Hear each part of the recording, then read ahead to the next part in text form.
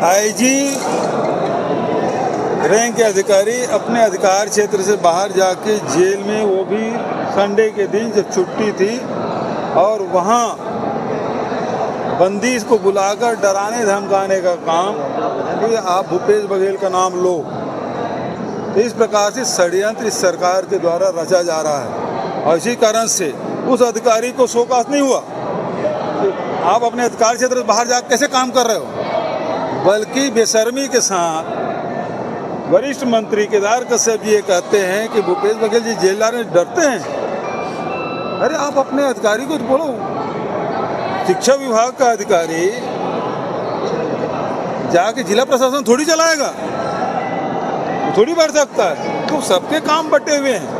अब आईजी हो रायपुर रेंज के, जेल के नहीं है, जेल के अपने कायदे कानून है, उसके अलग संविधान में अलग व्यवस्था है, उसके नियमों का पालन करना है। आखिर उसको क्यों उसको नोटिस नहीं जाना चाहिए, वो तो कर नहीं रहे। ये भारतीय जनता पार्टी पूरी तरह सरकार विफल हो चुकी है। गुटबाजी इतना बढ़ा हुआ कोई सीमा नहीं है। आज विजय शर्मा जी यहाँ जरूर बैठे थे, एसपी कॉन्फ्रेंस में विजय शर्मा जी क्यों नहीं थे? जब गृह मंत्री हैं तो न मुख्यमंत्री बन रहा है, न गृह मंत्री बन रहा है, न दूसरे मंत्री बन रहा है। सरकार कौन चला रहा है इसका कोई पता नहीं है।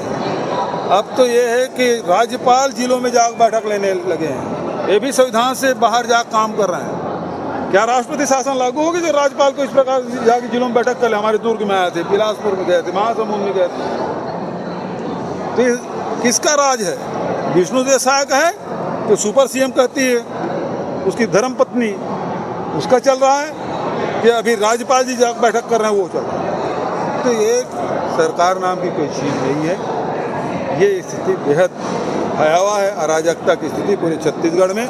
मुख्यमंत्री खुद स्वयं स्वीकार किए कि यहाँ गौ तस्करी हो रहा है, यहाँ महिला तस्करी, मानव तस्करी हो रहा है, यहाँ हत्याएं, बलात्कार, डकैती, ये सब कुछ हो रहा है। आज खुद उन्होंने स्वीकार किया, आज के समाचार पत्रों में भरा पड़ा है।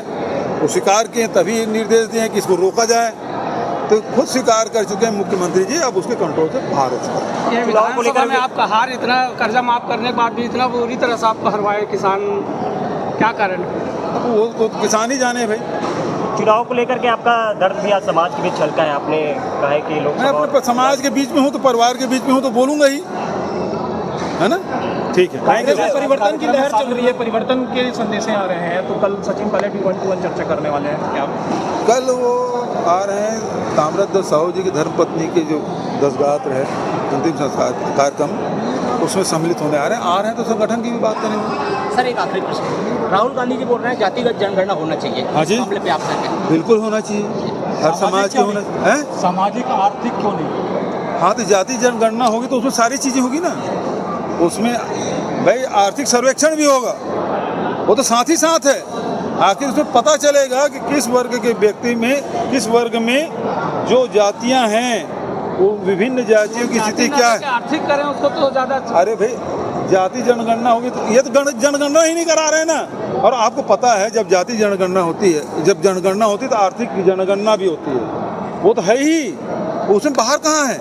जब जनगणना होती है तो उसमें आर्थिक, तभी तो उसमें पीछे, मतलब उसमें बीपीएल कौन है ना, अत्यंत पिछड़ी जाति कौन है, व्यक्ति कौन है, ये होता है। अब उसमें जब आप जाति जनगणना भी जोड़ देंगे, आपका एक क्लास जोड़ देंगे उसमें जाति का, तो उसे पता चल जाएगा कि किस वर्ग के, किस जाति के आर्थिक स्थिति क्या है, शैक्षणिक स्थिति क्या है, सामाजिक स्थिति क्या है। तो जब आपको जानकारी होगी तब तो आप योजना बनाओगे, बिना जानकारी कैसे योजना बना सकते हो आप? सर आज के कार्यक्रम का, ये सामाजिक कार्यक्रम, ये बरसात में चंद्राकर समाज का महाधिवेशन, ये सब तभी संभव है जब सभी तरफ आवागमन की सुविधा है, बैठने की व्यवस्था है, तब संभव। नहीं तो बरसात के दिनों में कहाँ सामाजिक सम्मेलन होता है, बरसात के बाद ही होता है। लेकिन चंद्राकर समाज के द्वारा आयोजित किया गया, और चंद्राकर समाज के, चाहे वो शिक्षा के क्षेत्र में हो, चाहे कृषि के क्षेत्र में हो, चाहे आर्थिक क्षेत्र हो, चाहे वो सांस्कृतिक हो, चाहे देश के निर्माण में हो, प्रदेश के निर्माण में हो, बहुत आगे रहा है, अग्रणी रहा है।